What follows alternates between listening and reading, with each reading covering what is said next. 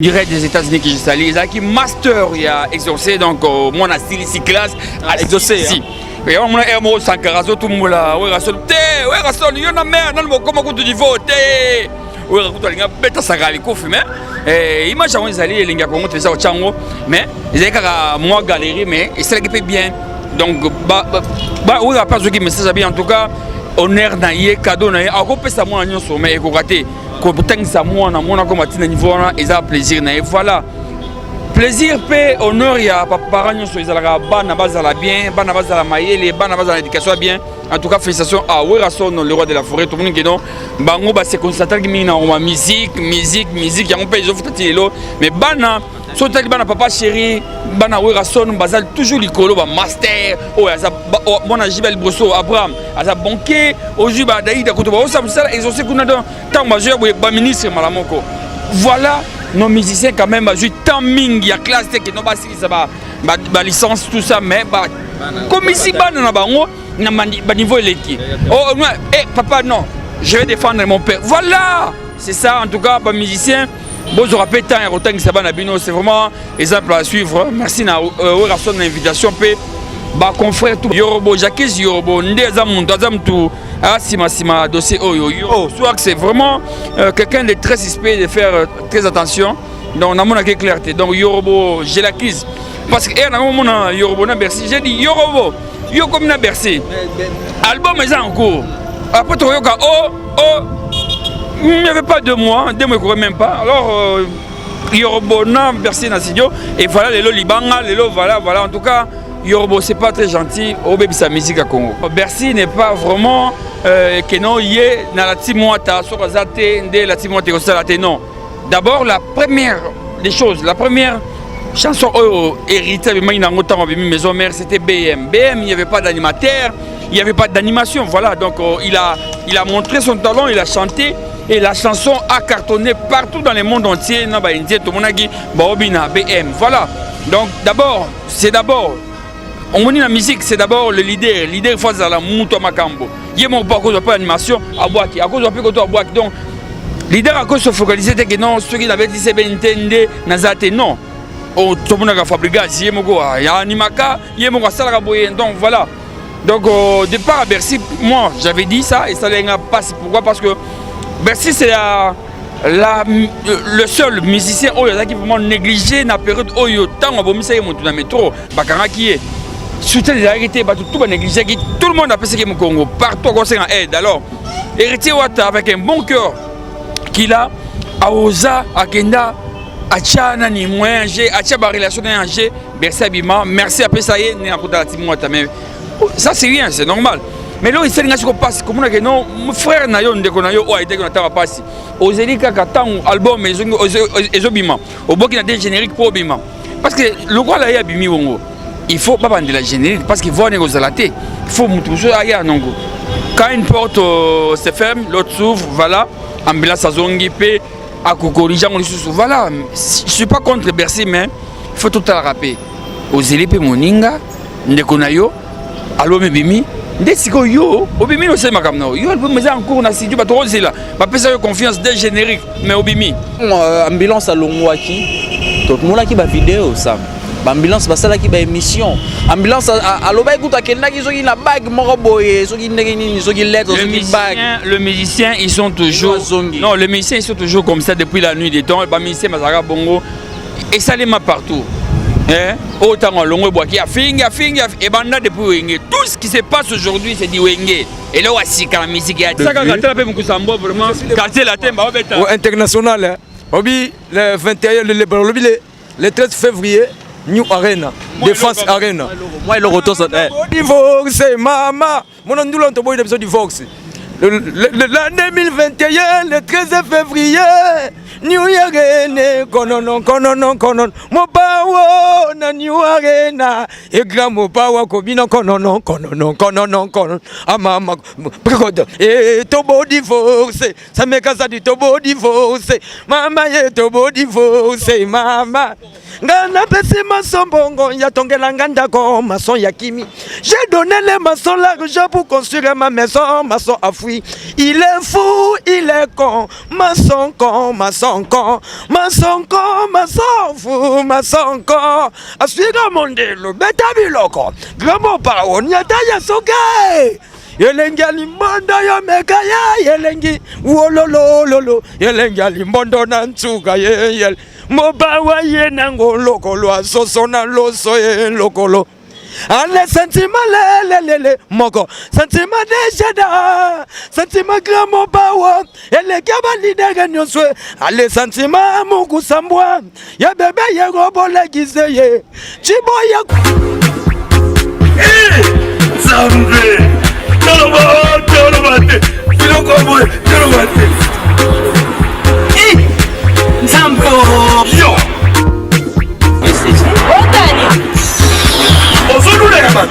il y a eu pas de comme bon. Na pomade awatoza. Na pomade awatoza. Les moi c'est la vie okuma. On est osoma pomade naturelle awatoza. En ligne www.awatoza. Soit appelé au numéro 00 33 75 11 10 975. Bonne adresse, y'a Kusomba Pomade Awatoza, 70 rue Marcadet, 18e arrondissement, métro Marcadet, ligne 4.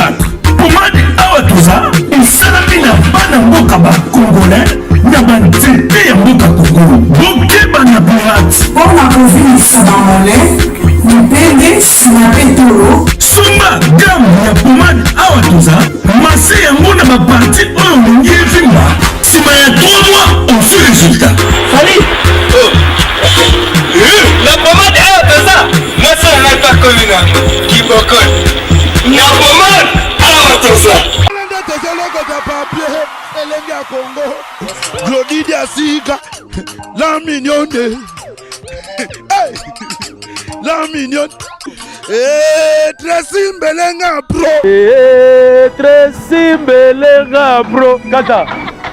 Ah, mesdames et messieurs, bonjour et bienvenue une fois de plus na chaîne Abina Muneno yo RTNC na Bango Elengia Congo TV. Je dis un grand merci à toutes ces personnes là qui nous suivent depuis partout. Certes, vous nous suivez depuis les 4 coins du monde.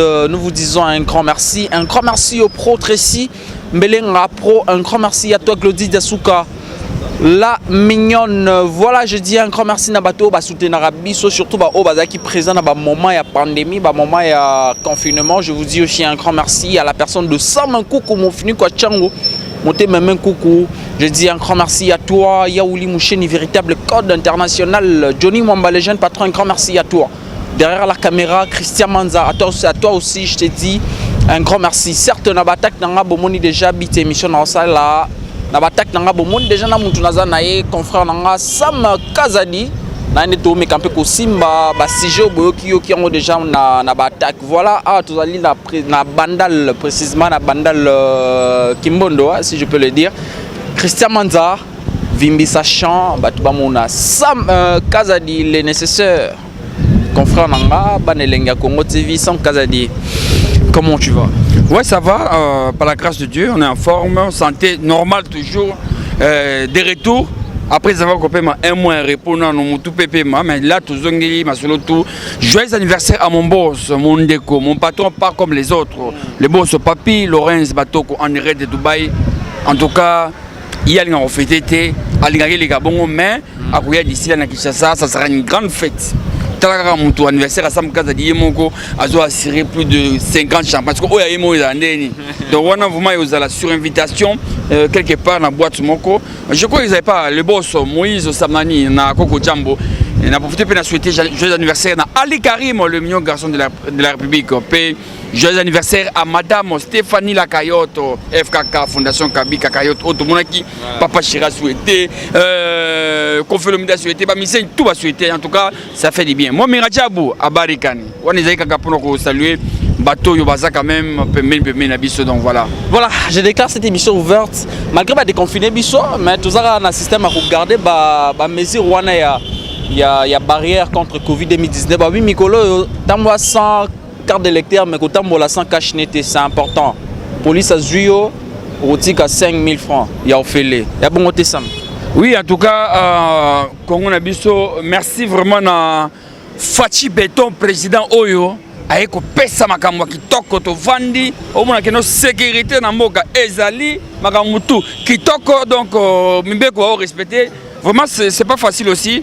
Il y a revivre un temps moulaï à confinement où les gens n'avaient pas de travail, les gens ne travaillaient pas. Donc c'est pour la première fois que cette histoire se passe dans le monde où naba église salaté, naba école salaté, même les musulmans, tout le monde, tout était bloqué, ça n'a pas été facile. Surtout pour naba loki. Baloki vraiment baleli baloki c'est-à-dire balocataire quoi bato foutre la gars au salaté au foot ndakundé au comité là 5 mois donc voilà mais grâce à Dieu tous ça vivants mais tout le liga na ba oyo ba kufeli batou na période où il y a pandémie en tout cas au nom de cœur avec eux mais ce n'est pas facile mais to bundaka merci pe dans les 15 heures ba déconfiné en tout cas les lots déjà classe bana bazongi en tout cas merci vraiment Bouendé Zalaga voilà ça merci. To banana question numéro 1 Sam Kazadi lobi zalaki collation il y a Gladys hein moi na ya Weranson tout le monde qui présence na yo mutu zalaki sur place sur terrain comment ça s'est passé?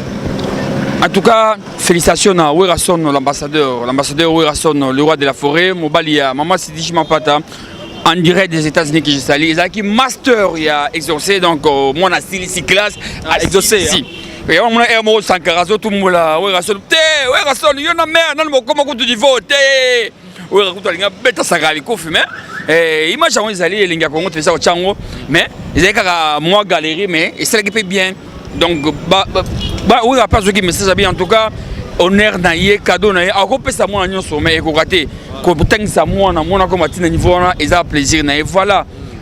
Plaisir, paix, honneur, il y a parents qui sont bana bazala bien, bana bazala maïe, bana bazala éducation bien.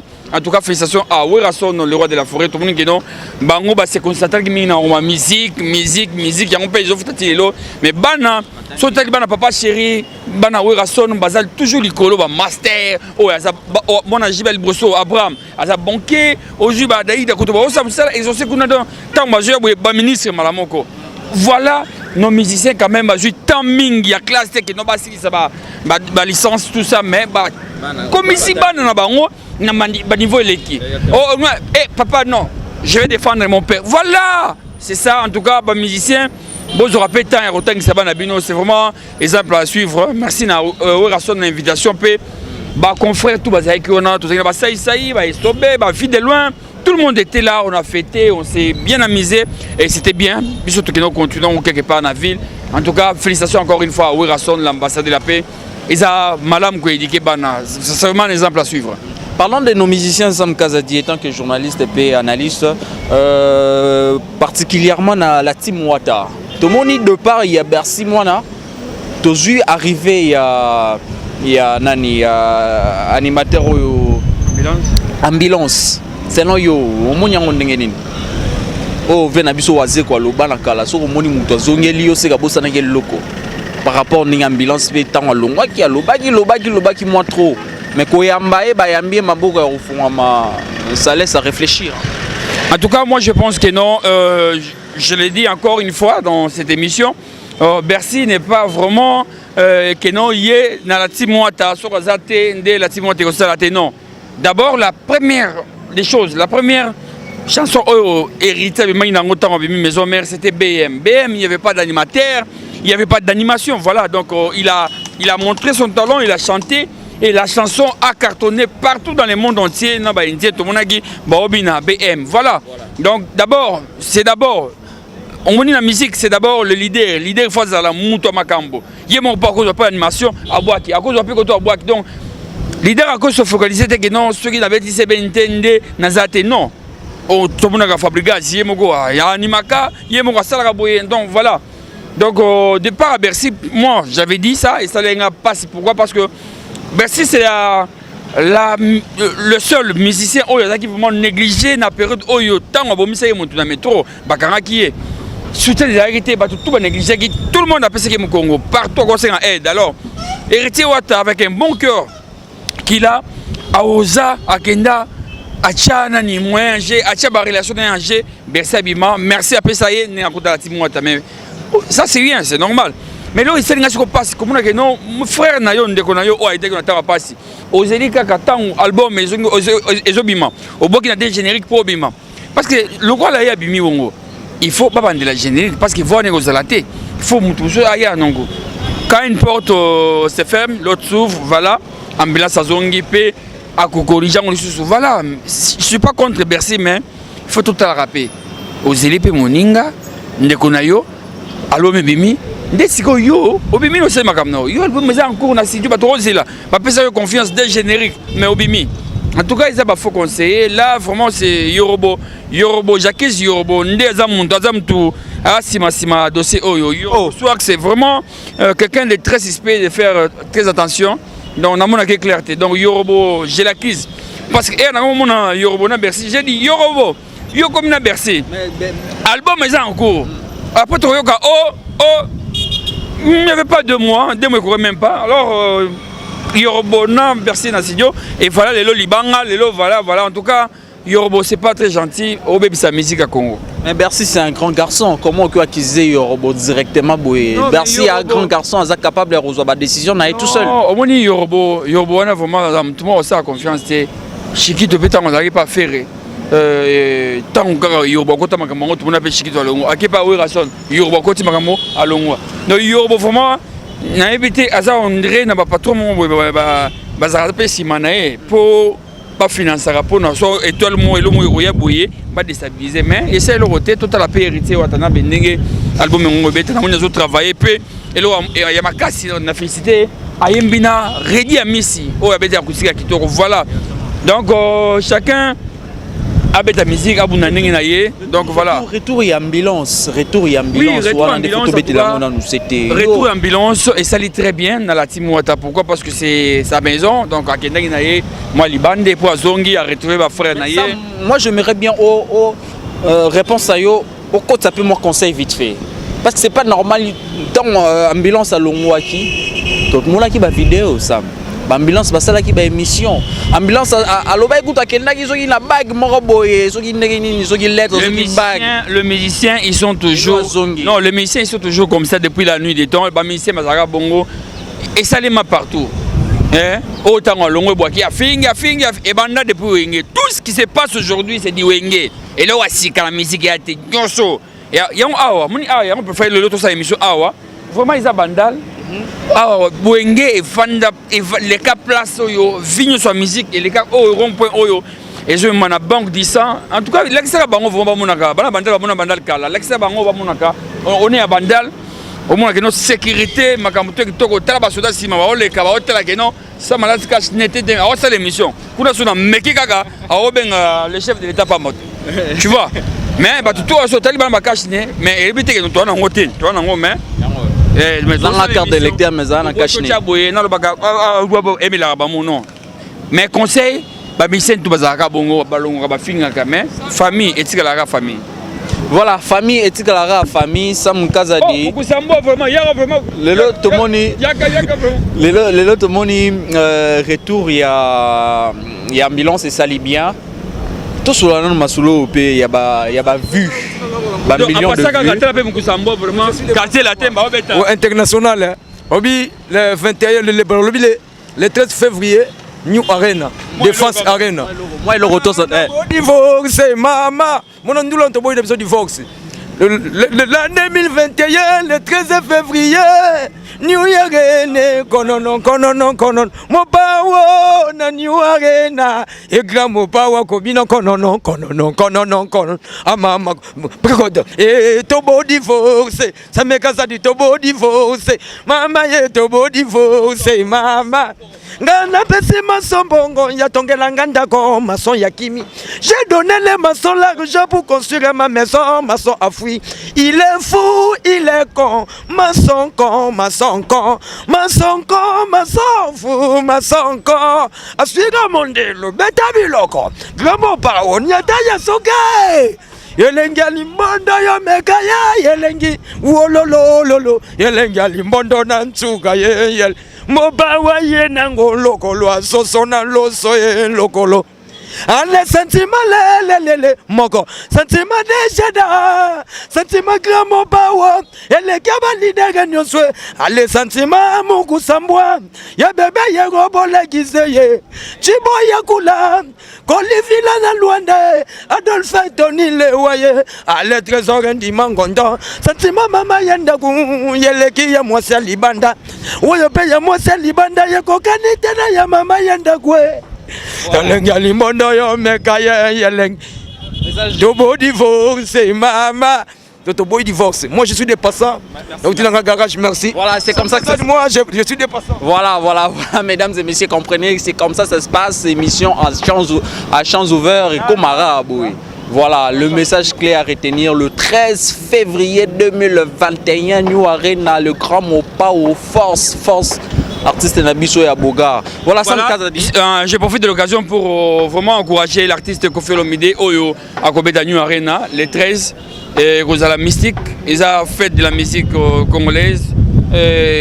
On est entre frères. Moi, tu sais, moi je suis standard, milieu du village, je défends tout le monde. Donc, pour Nanga, concert on est Simba, comme ça après, lobby héritier Wata, Abeta New Arena, tout le monde a fait, Abeta Ngo, tout le monde a gidé, Abeta, Bekinton Abeta. En tout cas, c'est la fête africaine. Honneur à toi, Kofi Olomide, et Zalabien et Kendebien. Donc, bon séjour à Paris, ensemble, en famille avec maman et puis les enfants. Voilà, Sam Kazadi, je disais, conflit aux alaming ming internet, au monde artiste et musicien, Sali Boye, Moussou Soairo Loba Boye, et la ranini par rapport à Nimba fan, Moutubako Tsabangon, a erreur, tout Bangon Bazala, concert, Bluro Basalara. Par là, je vais dire, innocent, tu me sens mona, comme on comprend, on balamo qu'on a générique qui a fallu pour pas. Innocent, Sombi ba vu, tout ça là. Bazo tcha innocent, na erreur, to yemoraza conscient, Maramozo Sala. En fait, toi bien on boit qui là la musique et ça eloko ya libosote boit qui là et banda depuis tant ya papa Nabiso Franco et qui tati côté bah ya MNE surtout y Nzambe nango donc c'est pas un problème mais pourquoi il faut kaka ko sala kino imamo innocent ça là batu batia ngo allusion na fali pour pas non aza grand frère na tout mon vidéo moko etamboli oh il fallait avant la conférence de presse innocent vient innocent et puis voilà présenter que non osa innocent il faut beau soutenir l'artiste moko en talent belé donc voilà rien à voir musique il a toujours makamwa bien pour nous encourager mais seulement les camarades sont pas vie oh mon que non azana mbongo ya ko somba ba vie c'est pas un problème somba ba vie na yo